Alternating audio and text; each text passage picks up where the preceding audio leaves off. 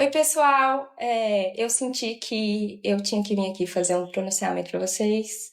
Eu tô muito feliz com o carinho de vocês. Muito obrigada. Eu tô conseguindo ver vários comentários. Os que eu estou conseguindo responder, eu tô respondendo, tô curtindo também. E o pessoal tá me perguntando como que eu consegui me sentir tão plena naquela situação que ocorreu. A explicação, segundo diz Jennifer, é que ela estava ocupada em um aplicativo de compras. Na manhã desta sexta-feira, Jennifer concedeu entrevista ao programa Encontro com Patrícia Poeta e disse sentir medo após a repercussão do caso. Ela garantiu que vai tomar as medidas judiciais cabíveis e afirmou não ter recebido